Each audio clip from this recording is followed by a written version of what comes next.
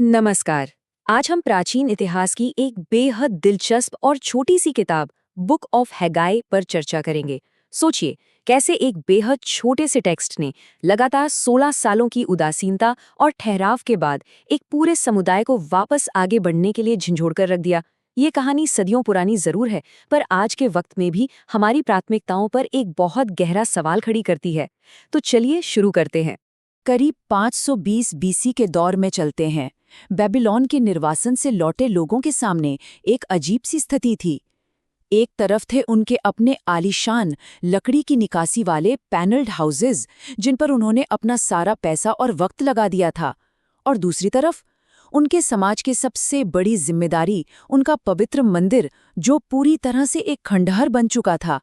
ये बिल्कुल एक आंखें खोल देने वाला विरोधाभास था। और ठीक ऐसी स्थिति के बीच प्रॉफिट हैगाई सामने आते हैं और एक सीधा पर चुभाता हुआ सवाल पूछते हैं। क्या सच में ये वक्त अपने आलीशान घरों में आराम फरमाने का है, जबकि ये सबसे महत्वपूर्ण मंदिर अभी तक एक बर्बाद खंडर बना हुआ है? इस एक अकेले सवाल ने उस पूरी पीढ़ी को उनके आलस और उनके बहानों का आईना दिखा दिया। एक सवाल जिसने 16 साल की चुप्पी को तोड़ दिया। इस चर्चा में हम इस पूरे बदलाव को 5 हिस्सों में समझेंगे।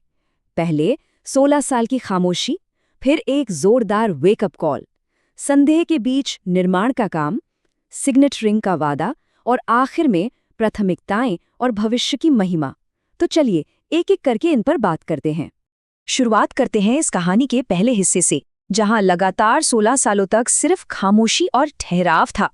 इस ठहराव को समझने के लिए वहां के पावर स्ट्रक्चर पर ध्यान देना जरूरी है। जूदा उस वक्त कोई आज़ाद राज्य नहीं था, बल्कि विशाल पर्शियन एम्पायर का एक छोटा सा प्रांत था, जिसके रूलर डेरियस I थे। लोकल पावर गवर्नर जरूबाबल के पास थी, जो वहां के पॉलिटिकल लीडर थे, और जोशुआ वहां के स्पिरिचुअल लीडर थे। एक ऐसी जगह जहां अपना कोई राजा न हो, इन नेताओं के कंधों पर इस रुकी हुई गाड़ी को वापस पटरी पर लाने की पूरी जिम्मेदारी थी। अब जरा इस टाइमलाइन को देखिए। ये बात सच में हैरान करती है कि प्रॉफिट हैगे ने कितनी तेजी से काम किया। सिर्फ 4 महीने के एक छोटे से इंटरवल में उन्होंने 4 बिल्कुल सटीक और डेट स्टैम्प्ड मैसेजेस दिए। इतनी सटीकता किसी आम इतिहास में कम ही देखने को मिलती है, जो ये साफ तौर पर दिखाती है कि स्थिति कितनी अर्जेंट थी और हगाई अपने मकसद को लेकर कितने ज्यादा फोकस्ड थे। और यहीं से शुरू होता है कहानी का दूसरा हिस्सा, एक ऐसी वेकअप कॉल जिसने सबकी आंखें खोलकर रख दी। उनके पहले मैसेज की सबसे बड़ी लाइन थी, कंसिडर योर वेज, यानी अपनी राहों पर ध्यान दो, अपने चाल चलन को देखो। ये एक ऐसी लाइन है जो इस छोटी सी किताब में 5 बार दोहराई गई है। ये नेताओं और आम लोगों के लिए एक सीधी चेतावनी थी कि भाई, ईमानदारी से सोचो, जो तुम्हारे आदर्श हैं और जो तुम रोजाना करते हो, उसमें कितना बड़ा फासला आ चुका है। हगाई ने उन्हें समझाया कि उनके जीवन में जो परेशानियां और स्ट्रगल्स हैं, वो उन्हीं की गलत प्राथमिकताओं का नतीजा है। लोग बीज ज्यादा बो रहे थे, पर फसल कम मिल रही थी। खा पी रहे थे, पर कभी पूरी तरह संतुष्ट नहीं हो पाते थे। उन्होंने एक बेहद सटीक उदाहरण दिया, पर्स विद होल्स, यानी छेद वाली थैली का।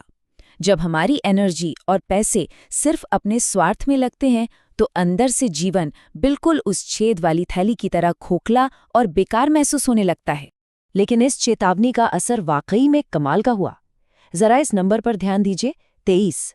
हगाई के उस पहले संदेश के ठीक 23 दिनों के अंदर वहां के नेताओं और नागरिकों ने 16 साल का लंबा ठहराव तोड़ दिया। वो वापस एकजुट हुए और उन्होंने मंदिर के निर्माण का काम फिर से जोर शोर से शुरू कर दिया। सोचो, सिर्फ 23 दिन में इतना बड़ा बदलाव।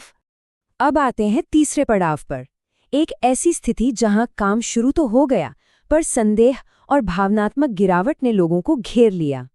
तो यहाँ एक बड़ा सवाल दिमाग में आता है कि जब इतने जोश में आकर काम शुरू हो ही गया था, तो 1 महीने के अंदर ही समुदाय का मनोबल अचानक इतनी तेजी से क्यों गिरने लगा?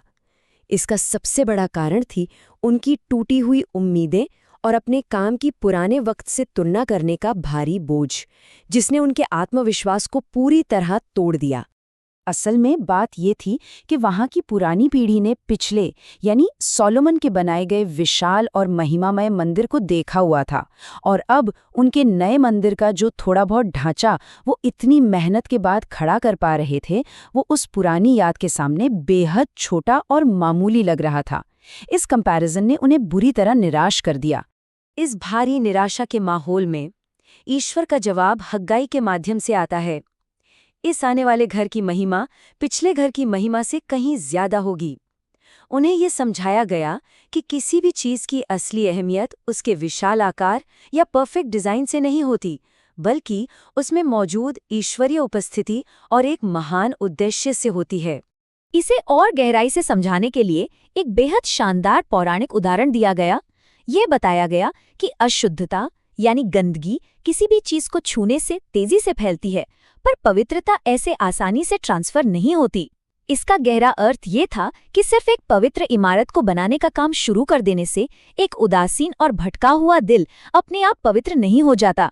बाहरी काम के साथ साथ अंदर के आचरण में बदलाव आना सबसे जरूरी है। अब कहानी अपने चौथे पड़ाव पर आती है।